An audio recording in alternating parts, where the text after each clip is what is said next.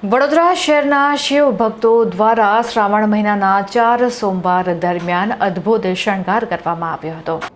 વડોદરા શહેરના શિવ ભક્તોએ શ્રાવણ મહિનાના 4 સોમવાર દરમિયાન દેશના સુપ્રસિદ્ધ 4 જ્યોતિર્લિંગના અદ્ભુત ફૂલોનો શણગાર કરવામાં આવ્યો હોય આ દિવ્ય સેવા કાર્યમાં વડોદરાના ભક્તોમાંથી સ્વિજલ વ્યાસ, મયંક પટેલ, હેમંત પટેલ, પ્રિતેશ શાહ, કમલેશ ઠક્કર, જયેન્દ્રભાઈ શાહ, જયેશભાઈ શાહ, ગોપાલભાઈ પટેલ, નીલાંગભાઈ વૈદ્ય જેવા શિવ પ્રેમીઓએ મુખ્ય યોગદાન આપ્યું હતું। તેમના સમર્પિત સહયોગ અને ભક્તિભાવથી આ સેવા કાર્ય શક્ય બન્યું છે। શિવ ભક્તોનો આ શ્રદ્ધાભાવ યથાવત રહે તે હેતુથી આગામી ધાર્મિક પ્રસંગોમાં પણ વિશિષ્ટ શણગાર કરવામાં આવશે। આ તમામ કાર્યક્રમો વડોદરાના શિવ પ્રેમીઓને એકતાનું પ્રતીક બનાવે છે અને ભક્તિભાવથી સમાજમાં આધ્યાત્મિક જાગૃતિ ફેલાવી રહ્યા છે।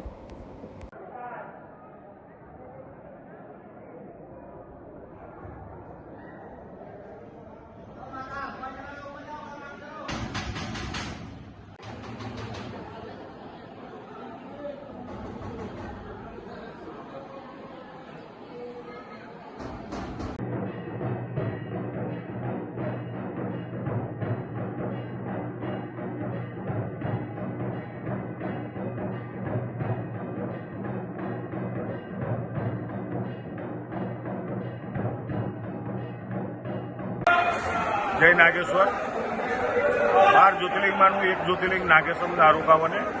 પહેલું સોમનાથ અને બીજું આ નાગેશ્વર। ગુજરાતમાં 2 જ્યોતિર્લિંગ છે। આજે ભગવાન નાગેશ્વરમાં શ્રાવણ માસ નિમિત્તે જે શણગાર પુષ્પ કરેલ છે જે ખૂબ સરસ અને આજ સોમવારના દિવસે ભગવાન નાગેશ્વર મહાદેવ ફૂલથી શણગારેલા છે।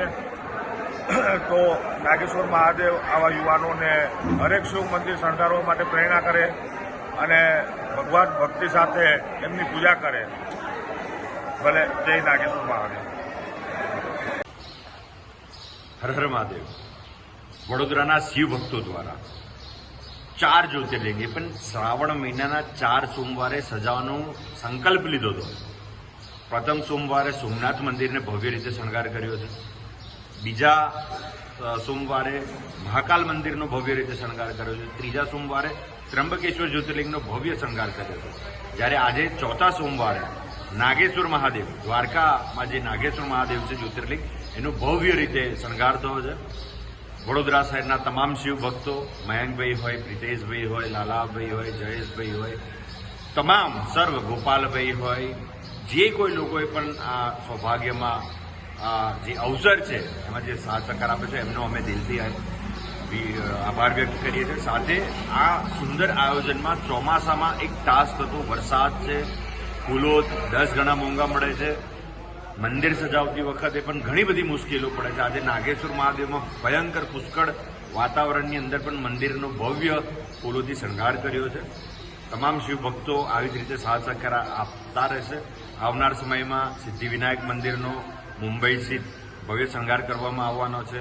તદુપરાંત દિવાળીના દિવસે કેદારનાથ મંદિર જ્યારે બંધ થાય છે, કપાટ બંધ થાય છે, ત્યારે પણ ભવ્ય શણગાર વર્ષોથી આપણે જ કરીએ છીએ ને આપણા દ્વારા જ કરવામાં આવશે। દ્વારકા મંદિરમાંથી પણ અમને આદેશ આપવામાં આવે છે કે આવનાર જન્માષ્ટમી કે આવનાર ઉત્સવોમાં દ્વારકા મંદિરનો પણ ફૂલોનો શણગાર વડોદરાના શિવભક્તો દ્વારા કરવામાં આવશે। આપ સર્વ લોકોનો અમે ખૂબ આભાર વ્યક્ત કરીએ છીએ। ધન્યવાદ।